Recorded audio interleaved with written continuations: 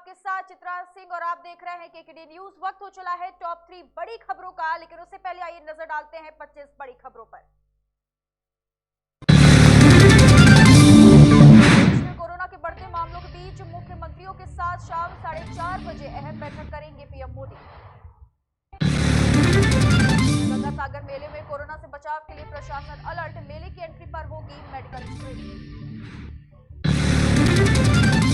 विधानसभा चुनाव में seat sharing को लेकर बीजेपी की अहम बैठक आज, हो सकता है तिथियों का ऐलान। राजधानी के वायु प्रदूषण में आया मामूली सुधार, आज दिल्ली में 193 दर्ज किया गया AQI। भारत चीन के बीच 12 घंटे चली 14वें दौर की commander level meeting, hot spring से डिसएंगेजमेंट पर भी हुई चर्चा। वायरस के खौफ के चलते ट्रेनें हो रही हैं खाली, यात्रियों की कम संख्या के चलते रेलवे ने रद्द की 4 ट्रेनें। भारत में कोरोना ने पकड़ी सुपर स्पीड, पिछले 24 घंटों में सामने आए 2.5 लाख से ज्यादा मामले, ओमिक्रॉन के केस भी 5000 के पार। इंडियन स्पेस रिसर्च ऑर्गेनाइजेशन के नए चीफ बनाए गए rocket scientist S Somnath ISRO में के सीवन की लेंगे जगह। संसद में बजट सत्र शुरू होने में बहुत कम समय बचा है, इसी बीच संसद में हुआ कोरोना विस्फोट, 718 कर्मचारी हुए कोरोना पॉजिटिव। देश के महानगरों में कोरोना का महाविस्फोट, सिर्फ 3 शहरों में कल सामने आए 50,000 से ज्यादा पॉजिटिव। कर्नाटक में एक युवती से छेड़छाड़ का आरोप, युवक को पड़ा भारी, छेड़छाड़ के आरोप में पहले भीड़ ने युवक को पीटा, फिर नंगा करके पूरे शहर में घुमाया। आज सपा कार्यालय में अखिलेश यादव करेंगे बैठक, इस दौरान विधानसभा चुनाव के पहले और दूसरे चरण के लिए उम्मीदवारों की घोषणा कर सकती है सपा। बीजेपी को विधानसभा चुनाव से पहले लगा 7वां झटका, शिकोहाबाद के भाजपा विधायक मुकेश वर्मा ने भी दिया इस्तीफा, अब तक 7 विधायक छोड़ चुके हैं भाजपा का दामन।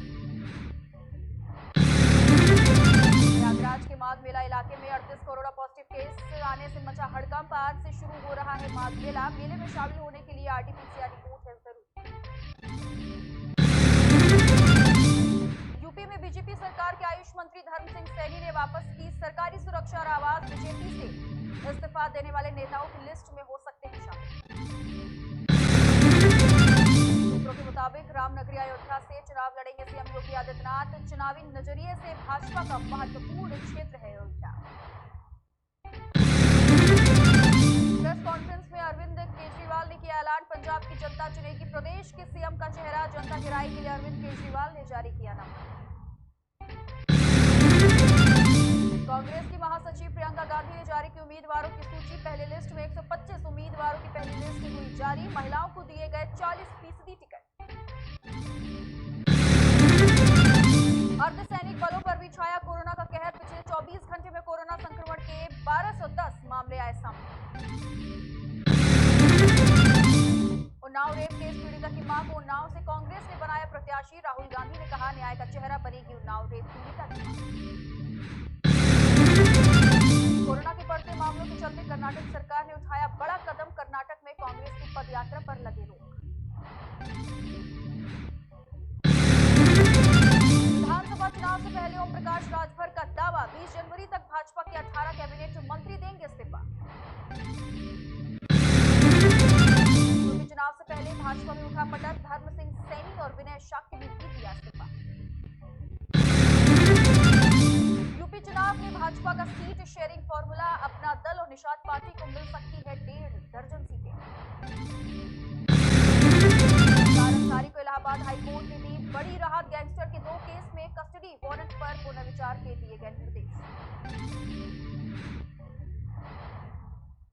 अब आगे बढ़ते हैं खबरों की ओर। कोरोना के बढ़ते मामलों को लेकर देश भर में लगातार खौफ बना हुआ है, जिसको लेकर आए दिन प्रदेश सरकारें नए नियम और गाइडलाइंस निकालती रहती हैं। देश की राजधानी दिल्ली में जहां एक तरफ नाइट कर्फ्यू सख्ती से लगाया जा चुका है, तो उसी बीच ऑफिसेस को भी बंद करने के साथ साथ वर्क फ्रॉम होम का निर्देश भी दिया गया है। इसी बीच तमिलनाडु सरकार ने कड़ी सख्ती से कदम उठाते हुए 31 जनवरी तक प्रदेश में फुल लॉकडाउन का आदेश दे दिया है। तमिलनाडु सरकार ने राज्य में 31 जनवरी तक लॉकडाउन की पाबंदियां बढ़ा दी हैं। खासकर 14 जनवरी से 18 जनवरी के बीच सभी पूजा स्थलों पर पाबंदियां होंगी और लोगों को पूजा स्थलों तक जाने की इजाजत नहीं मिलेगी। पोंगल के लिए विशेष अंतर जिला बसें 75% क्षमता के साथ चलाई जाएंगी। बता दें कि कोरोना वायरस के संक्रमण के मरीजों की लगातार बढ़ती संख्या को देखते हुए चेन्नई में संपूर्ण लॉकडाउन लगाया जाएगा। वहीं अन्य राज्यों की बात की जाए तो अन्य राज्य सरकारों ने भी प्रदेश में नाइट कर्फ्यू, स्कूल कॉलेजेस बंद, वर्क स्पेस को आधा करना, पब्लिक ट्रांसपोर्ट में यात्रियों की सीमित संख्या करने जैसे कई कदम उठाने शुरू कर दिए हैं। साथ ही प्रदेश सरकारों की ओर से अलग अलग गाइडलाइंस जारी कर दी गई हैं।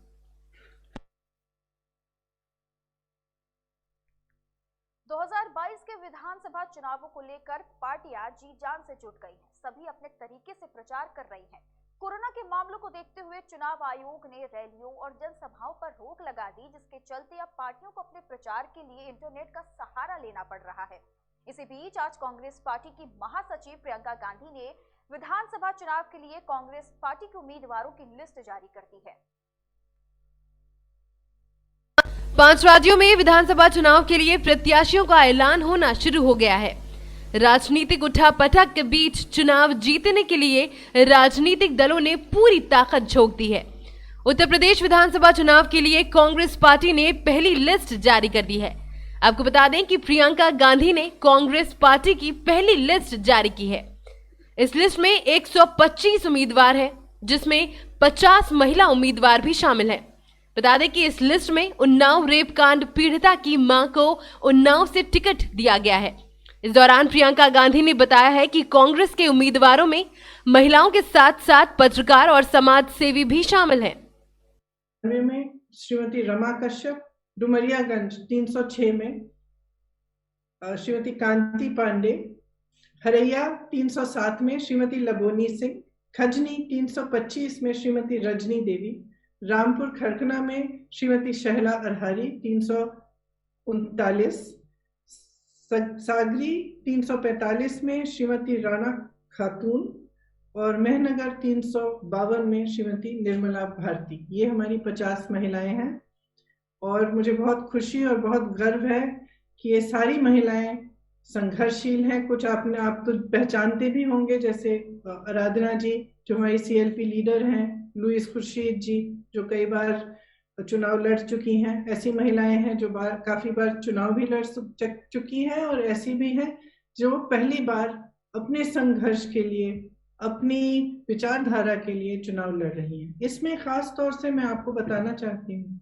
कि हमारी उन्नाव की जो प्रत्याशी हैं, जो उन्नाव का बहुत बड़ा रेप का केस हुआ था, उनकी माता जी हैं आशा सिंह जी, वो चुनाव लड़ना चाहती हैं और हमने उनको मौका दिया है कि अपने संघर्ष को वो जारी रखें और जिस सत्ता के जरिए उनको दबाया गया, उनके परिवार के साथ तरह तरह के अत्याचार किए गए, उनके पति की हत्या की गई, उनके देवर जी आज भी जेल में हैं, उनकी बेटी का बलात्कार किया गया, उसके बाद एक्सीडेंट कराया गया, वही सत्ता अपने हाथों में लें और खुद के लिए अपनी लड़ाई लड़ें। इसी तरह से सोनभद्र में जो आदिवासियों के साथ हुआ था, एक नरसिंहार आपको याद होगा कि हुआ था, जिसमें 13 आदिवासियों की मौत हुई थी। उस समय एक लड़का, आदिवासी लड़का था रामराज गोंड, जिन्होंने उनकी आवाज उठाई, उनके लिए संघर्ष किया। आज रामराज गोंड हमारे जिला अध्यक्ष हैं, पिछले 2 सालों से हमारे जिला अध्यक्ष रहे हैं। उन्होंने राजनीति करनी शुरू की और आज वह सोनभद्र में उम्भा से वह खड़े होंगे और इस संघर्ष को जारी रखेंगे। इसी तरह से आपको मालूम होगा कि आशा बहनों ने कोविड के समय कितनी बड़ी इस देश की सेवा की कि अपने जीवन को ध्यान में न रखते हुए घर घर गई, सेवा की, जिसको कोरोना था दवाइयां पहुंचाई और उनका मानदेय कभी बढ़ाया नहीं गया। उस मानदेय को बढ़ाने के लिए एक संघर्ष किया गया था। इसमें पूनम पांडे जी आशा बहू हैं, वह उन्होंने संघर्ष को मजबूती से उठाया। हाल ही में आपने देखा होगा एक वीडियो में उनको खूब पीटा गया, पुलिस ने उनको पकड़ा, प्रशासन ने उनको मारा पीटा, बस में घसीट के ले गए, उनके ऊपर बैठ के उनका गला दबाया कि तुमने हिम्मत कैसे की ये सवाल उठाने के लिए। तो पूनम पांडे जी भी शाहजहांपुर से चुनाव लड़ रही हैं। सदफ जाफर के बारे में आप सबने सुना होगा। सदफ जाफर ने एनआरसी सीए के समय बहुत संघर्ष किया। पुलिस उनको उठाकर ले गई, बेवजह उनको जेल में डाला। उनके 2 बच्चे अकेले घर पे थे, उनकी देखभाल के लिए कोई नहीं था। फिर भी सदफ ने खूब संघर्ष किया, आवाज उठाई। उसके बाद भी जब सरकार ने तमाम पोस्टर छपवा के प्रदेश की शहरों में लोगों के चेहरों की फोटोग्राफ उन पोस्टरों पे लगाकर उनके बारे में प्रशासन ने लिखा, तब भी सदफ जी का नाम उसमें था। फिर भी उन्होंने संघर्ष किया और वो पीछे नहीं हटे। तो मैं आपसे कहना चाहती हूँ कि जो हमारी सूची है वो एक नया संदेश दे रही है। वो ये संदेश दे रही है कि अगर आपके साथ अत्याचार हुआ तो आप में ये शक्ति है कि आप अपने हक के लिए लड़ो, और उत्तर प्रदेश में कांग्रेस पार्टी आपको ये शक्ति देगी, आपका समर्थन करेगी, हर तरह से आपकी मदद करेगी ताकि आप अपनी लड़ाई लड़ सके, राजनीति में आए, सत्ता अपने हाथ में लें और अपने हक को खुद मांगे। तो एक छोटा सा वीडियो भी है कुछ प्रत्याशियों पे, वो मैं चाहती हूँ कि आप सब एक बार देख लें, उसके बाद मेरे से जो भी सवाल है वो आप कर सकते।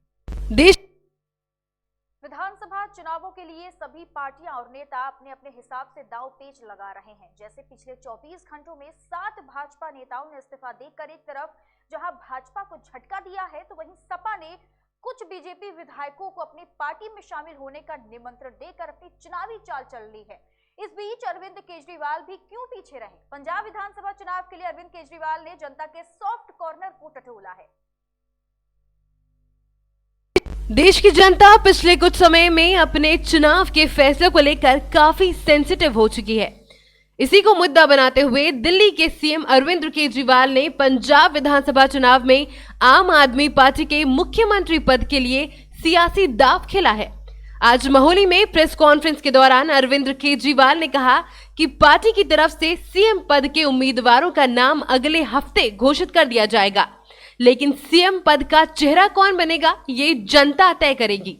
इस पर जनता की राय जानने के लिए अरविंद केजरीवाल ने एक फोन नंबर जारी किया है, जिस पर 17 जनवरी तक लोग अपनी राय दे सकेंगे।